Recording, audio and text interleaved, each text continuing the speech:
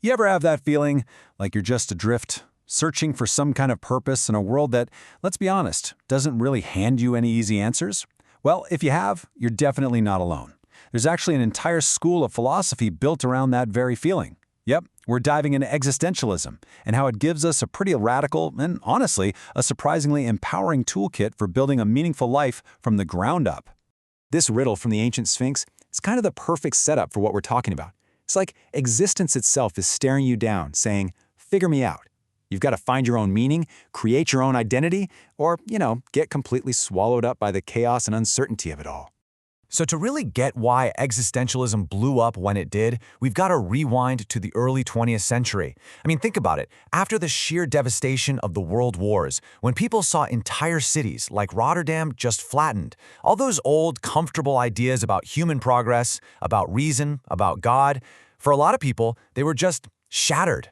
And this wasn't just some abstract academic debate. No, this was a deeply personal crisis that people were feeling all across society. This massive disenchantment, this huge question mark hanging over what it even means to be human. It created the perfect conditions for a philosophy that said, okay, let's put the individual and their personal search for meaning right back in the spotlight.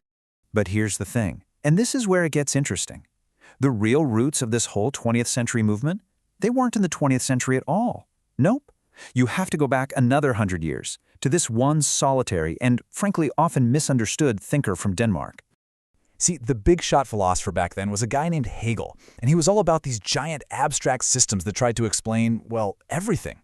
But Søren Kierkegaard, he totally rebelled against that. He basically said, hey, these grand theories of yours, they're completely missing the point.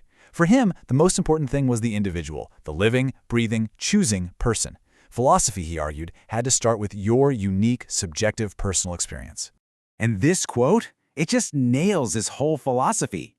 Yeah, sure, we can look backwards and try to piece together the story of our lives to make it all make sense, but we have to live our lives moving forwards into a future that's totally unknown, where we are constantly forced to make choices. And for Kierkegaard, that's what defines us. Those choices and the fact that we're responsible for them, that's who we are. So, Kierkegaard's ideas kind of went quiet for a few decades. But then, in the 20th century, this German philosopher, Martin Heidegger, basically dusted them off and brought them back in a huge way. And this revival immediately led to this big split in the road, creating two really distinct paths for existentialist thought. Both were trying to answer the same big questions about being human, but they went about it in very different ways. And this split is super important to understand. So on one path, you've got the Christian existentialists who are following in Kierkegaard's footsteps. For them, the answer to the meaning crisis is found in an individual's personal, subjective relationship with God. It's all about taking that leap of faith, even when nothing is certain. But then, on the other path, you have the humanist or atheist existentialists, guys like Heidegger and Jean-Paul Sartre. They start with the idea that there is no God. So the challenge for them becomes, okay, how do we create our own meaning completely from scratch? Okay, to make this a little more concrete, let's use a classic thought experiment, the parable of the reservist. So picture this. A young soldier gets called up to go to war. But at the exact same time, his wife is terribly sick, and she absolutely needs him there to care for her. He can't do both. He has to make a choice. So what's the right choice here? Traditional morality would give you conflicting answers, right? Duty to your country versus duty to your family. But an existentialist? They're going to ask a totally different question. Because here's the radical part. For the existentialist, there is no pre-written right answer out there in the universe. The most important thing, the only legitimate thing, is the act of choosing itself.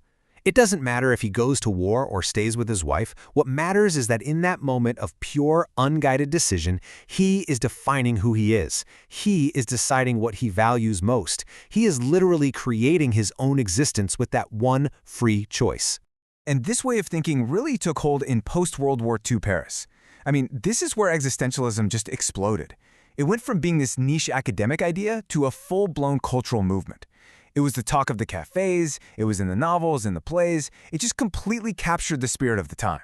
And the guy at the absolute heart of all this was Jean-Paul Sartre. He took this idea of freedom and just ran with it to its most extreme conclusion. He said that without a God, without some pre-packaged human nature telling us who to be, we are, get this, condemned to be free. Every single choice you make, from what you eat for breakfast to your career, is literally creating the person you are. But, and this is a huge but, we're not alone. Our freedom is constantly bumping up against everyone else's freedom, which is what he meant with that super famous line, hell is other people. Now, all that freedom, that is a heavy burden. It's actually terrifying. And Sartre said that because it's so scary, we're always trying to escape it. And he had a name for this escape: bad faith. Now, this doesn't mean you're a bad person. It's a kind of self-deception. It's anytime you say, oh, I had no choice, or, well, that's just my personality, I can't help it. You're basically pretending you're an object, like a rock, that's just controlled by outside forces or a fixed nature, all to avoid the crushing anxiety of being totally, completely free and responsible. Right alongside Sartre, you've got another absolute giant of this movement, Albert Camus. Now, if Sartre was all about radical freedom, Camus was obsessed with something he called the absurd. And for him, the absurd was this fundamental clash at the heart of our existence.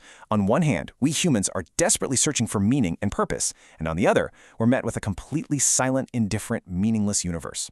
That conflict, right there, is the human condition. So, okay, we've gone through all this history and these big ideas, but why does any of it still matter to you right now? Well, it's because existentialism takes these massive philosophical questions and drops them right back in your lap. It's all about the incredible freedom you have and, yeah, the heavy burden of responsibility that comes right along with it. There's this other philosopher, Maurice Merleau-Ponty, who just summed it all up so perfectly. You know that famous line from Descartes, I think, therefore I am? Well, Merleau-Ponty flipped it right on its head. For an existentialist, it's not that. It's I exist, therefore I think.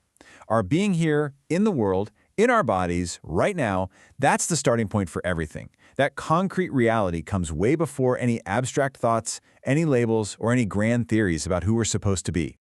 And that really is the ultimate takeaway here. You are not born with some preset purpose or a fixed identity. In the famous words of the existentialists, your existence comes before your essence. Who you are, your personality, your values, your life's meaning, that's not something you go out and find, like it's hiding under a rock.